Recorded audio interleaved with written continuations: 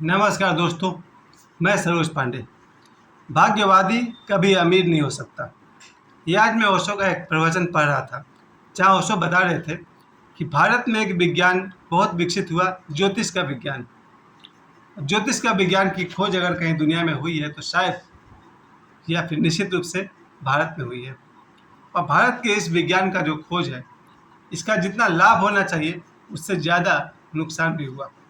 नुकसान इसलिए कहा जाता है क्योंकि भारत एक ऐसा देश था जिसके बारे में विदेश से जब भी कोई आता था तो वो कहता था, भारत एक ऐसा देश है जहाँ गरीब लोग रहते हैं लेकिन है एक अमीर देश। इंग्लिश में किसी ने लिखा था इसको, India is a rich country where poor people live. कोई विदेश से आए थे विदेशी पर्यटक, जब वो भारत घूम करके गए तो उन्होंने अपने किताब में लिखा था, India is a rich country where poor people live. बड़ा आश्चर्य की बात है कि विदेश में जो लोग रहते थे उन्हें आश्चर्य होता था कि भारत में इतनी संपदा है, जिसे कभी सोने की चिड़िया भी कहा गया। यहाँ विदेशों से आज पिछले 1000 वर्षों से या और ज़्यादा, शायद 2000 वर्ष भी कहिए, जब सिकंदर भी भारत को लूटने आया था। सिकंदर आज से कम 2200 साल पहले भारत को लूटने आया था। इसका मतलब कि उससे पहले भी भारत पर आक्रमण होते रहे होंगे और भारत को पिछले 2000 वर्षों में कई बार कई लोगों के समूह के द्वारा लूटा गया। एक ऐसा देश जिसे कहा गया सोने की चिड़िया, और इस देश के लोग कैसे गरीब होते चले गए। इसी देश में अंग्रेज आए, लूटने के मकसद से आए और लूटा। अंग्रेजों ने यहाँ के सोना चांदी, संपदा, वन यानी कि जंगल की लकड़ियाँ, यहाँ की दवाइयाँ, मसाले लेकर के गए। और उससे पहले और भी बहुत सारे वंश के लोग आए यहाँ पर। मुगल वंश थे या गुलाम वंश वाले थे, अब बहुत सारे हून थे। कितने सारे विदेशी आक्रमणकारी यहाँ आए और भारत को लूट कर ले गए। उसके बाद भी भारत आज भी शायद 50% लोग आज भी गरीब हैं। देखा जाए तो 10% लोग ये हैं जो ठीक से करोड़पति और अरबपति हो पाए, बाकी 90% लोग आज भी गरीब रह गए। और इसमें एक बहुत बड़ा कारण रहा है मनुष्य का भाग्यवादी होना।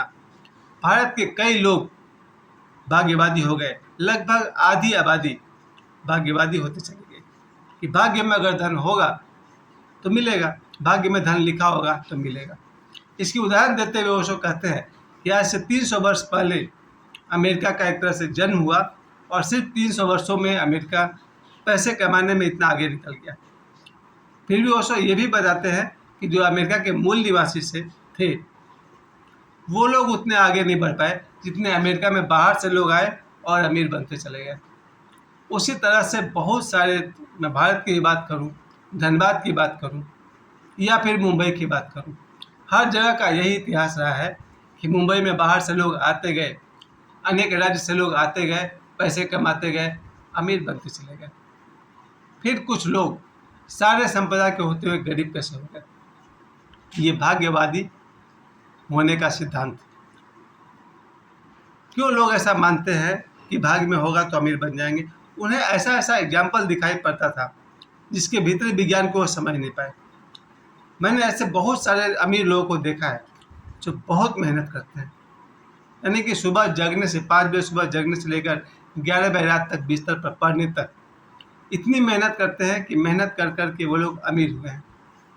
और उस घर में जो बच्चे पैदा होते ही उनके पास बंगला, कार और तरह तरह के धन संपत्ति होती चले गए। यहीं से भाग्यवादी लोगों को सहारा मिल गया। बहुत सारे लोगों को मैं देखता हूँ 40 साल नौकरी किए, पैसे कमाए, उसके बाद जो उनको पैसे मिला रिटायरमेंट से, उससे उनके बच्चे अमीर हो गए। अब बच्चों को लगता है कि भाग्य में था तो हमारे अमीर हो गए। ये भाग्यवादी होने की जो धारणा है वो आदमी को बहुत नुकसान पहुंचाती है। मैं अपने 2 गुरुओं की बात करूंगा जो मेरे हिसाब से बहुत ही अमीर थे। एक थे डॉक्टर नारायण दत्त श्रीमाली जी, जिनके छोटे भाई डॉक्टर राधाकृष्ण श्रीमाली जी महान ज्योतिषी थे इस देश का, जिनका ही ये उपचार किया हुआ ये मेरे हाथ में अंगूठी। भाग्यवादी ज्योतिष का जो खोज था वो यही था कि हम जो भी कर्म करते हैं उस कर्म के कारण ही हमें ईश्वर फल देते हैं, है ना। भगवान कृष्ण का वो लाइन, कर्मण्येवाधिकारस्ते मा फलेषु कदाचन। आदमी जो जीवन भर मेहनत करता है उसके पुरस्कार स्वरूप ही उसे धन यानी कि अमीरी मिलती है। कभी कभी इसमें यहाँ पर पूर्व जन्म की बात को भी लाना पड़ेगा। भगवान बुद्ध, महावीर और भगवान कृष्ण, ये तीन की देन है पूर्व जन्म की धारणा। भगवान कृष्ण भी कहते हैं कि हे अर्जुन, तेरे मेरे अनेक जन्म हो चुके हैं। ऐसा नहीं था कि पहले मैं नहीं था या तुम नहीं थे, और ऐसा भी नहीं होगा कि बाद में मैं नहीं रहूँगा और तुम नहीं रहोगे। यानी भगवान कृष्ण भी कहते हैं कि पुनर्जन्म होता है। भगवान बुद्ध ने भी अपने पूर्व जन्म के 600 जन्मों की कथा सुनाई। भगवान महावीर भी अपने पूर्व जन्म में सिंह रह चुके थे। ये पूर्व जन्म का धारणा में भी यही बात आती है कि जो व्यक्ति जीवन भर श्रम किया और जितनी संपत्ति को छोड़ करके वो मरा, उसका जन्म वैसे ही घर में होगा जहाँ पहले से उतनी संपत्ति है। ये मैंने भी बहुत गौर करके देखा।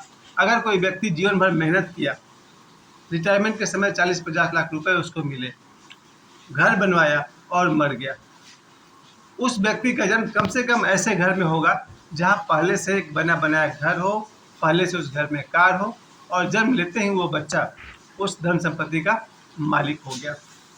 अब देखने वाली बात यह है कि इसका मतलब क्या है कि हम भाग्य का को मानते हुए हाथ पर हाथ धर के बैठे रहे? कभी नहीं। जितने भी बड़े बड़े लोग को आप जानते हैं, जितने भी, चाहे वो फिल्म स्टार हो, चाहे क्रिकेटर हो, या बिजनेसमैन हो, या और भी तरह के और भी तरह के लोग हो, इन सब की अमीर बनने के पीछे जो सबसे बड़ी बात है वो है उनका मेहनत। डॉक्टर नरेंद्र श्रीमाली जी किसी प्रवचन में कह रहे थे, यहाँ तुम लोग जितने भी लोग बैठे हुए हैं, तुम सबकी संपत्ति को मिला भी दिया जाए, उससे ज़्यादा संपत्ति मेरे पास है। इनकम टैक्स वाले सुनते हैं तो सुने तो। ऐसा डॉक्टर नरेंद्र श्रीमाली जी ने कहा था। उनका मैं वीडियो कहीं देख रहा था जिसमें वो कह रहे थे, 1998-97 से पहले की बात है। श्रीमाली जब कह रहे हैं कि सामने बैठे हुए 100 लोग, तुम सबकी संपत्ति को मिला भी दिया जाए, उससे ज़्यादा संपत्ति मेरे पास है, लेकिन भाग्यवादी इसका गलत निकाल लेंगे। और मैं जानता हूँ कि श्रीमाली जी ने जो 18 वर्ष तक हिमालय में तपस्या की है, 16 घंटा 18 घंटा लगातार ध्यान में बैठे रहना कोई आसान काम नहीं था। 16 घंटा 18 घंटा एक सप्ताह तक 1 लाख, 1.25 लाख, 1 करोड़ मंत्र का जाप करना क्या इतना आसान है? क्यों करते हैं ये लोग मंत्र जाप, क्यों करते हैं ध्यान साधना? उसके पीछे भी कारण है। हमारे शरीर में, हमारे मस्तिष्क में खास करके ऐसे ऐसे पॉइंट्स हैं, ऐसे ऐसे हार्मोन्स हैं जो अगर विकसित हो जाए तो आपके अंदर में बहुत सारे गुण का विकास होगा। श्रीमाली जी ने अपने अंदर जो तपस्या की, उस तपस्या से उन्होंने ज्योतिष विद्या को, तंत्र विद्या को, साधना विज्ञान को इतना कुछ सहयोग दिया, उसके पुरस्कार स्वरूप वो अमीर हुए। मैं ओशो की बात करूं, जिनके पास 96 रोल्स रॉयस था, उनका मेहनत मुझे मालूम है। पूर्व जन्म तो छोड़ दीजिए, मैं इसी जन्म की बात कर रहा हूँ। जो व्यक्ति 1.5 लाख किताब पढ़ा हो, क्या उसने श्रम नहीं किया है? 10 किताब पढ़ कर देखिए, आपको पता चल जाएगा कि पढ़ाई करने में भी श्रम है, चाहे वो आपके पसंद का विषय हो या न हो।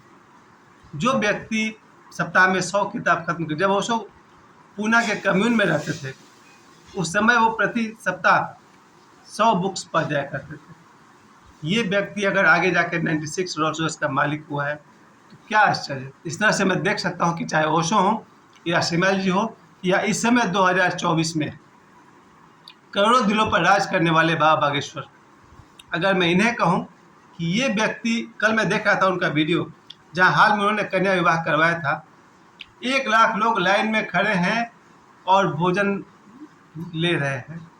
जो लड़का 1 लाख लोगों को दिन में 3 बार भोजन करवा रहा है या 24 घंटे भोजन करवा रहा है, वो अमीर नहीं तो और क्या है? अपने घर में 5 आदमी का खाना बना करके खिलाने के लिए मुझे सोचना पड़ता है। हम लोग तो 3 ही लोग हैं, मैं हूँ, बेटा है, बेटी है। 3 लोगों के लिए भोजन कमाना और बनाना मुझे इतनी बड़ी बात लगती है। और बाबा बागेश्वर के दरबार में आज देखा जाए तो छतरपुर में प्रतिदिन 1 लाख 2 लाख व्यक्ति 24 घंटे भंडारा कर रहे हैं, यानी कि भोजन ले रहे हैं। ये क्या मामूली बात है? ये लड़का कैसे हुआ इतना अमीर? श्रम, मेहनत, भाग्यवादिता का सिद्धांत नहीं। बहुत कम उम्र में, शायद 12 वर्ष से पहले, इस बच्चे ने जो साधना का मार्ग पकड़ा, 1.25 लाख बार या 1.25 करोड़ बार मंत्र जाप करना क्या इतना आसान है? इससे वो बल प्राप्त होती है कि आज पूरी दुनिया में वो अपने हिंदू धर्म का, सनातन धर्म का वो प्रचार डंके की चोट पर कर पाते हैं। एक कमज़ोर आदमी कैसे गलत का विरोध कर पाएगा। कल ही मैं देख रहा था उनका एक वीडियो, कल जो उनका कार्यक्रम इंदौर में हो रहा था, जहाँ उनके सामने एक महिला ने बात रखी थी।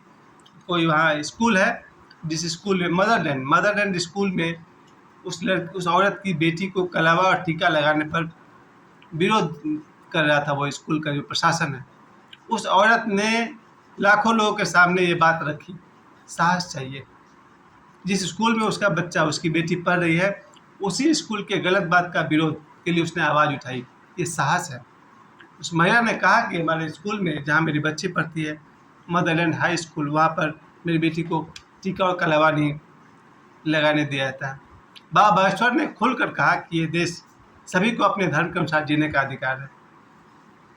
इतना साहस कहाँ से आता है? कर्म से आता है मेरे दोस्तों, भाग्य से नहीं। उम्मीद करता हूँ आप लोग को ये बात समझ में आ गई होगी।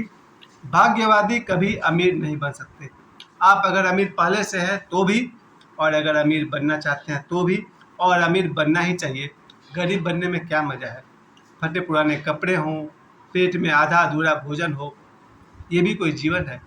जितने भी प्रसाधन दुनिया में हैं, मोटरसाइकिल से लेकर हवाई जहाज़ तक, सब पर प्रत्येक मनुष्य का अधिकार है। जीवन में अमीर बनना है तो 8 घंटे नींद के अलावा कर्म करिए, खूब कर्म करिए। भाग्यवादी कभी अमीर नहीं बन सकता, ओशो ने कहा है, और मैं भी इस बात का समर्थन करता हूँ। मुझे समय देने के लिए आप सभी को बहुत बहुत धन्यवाद।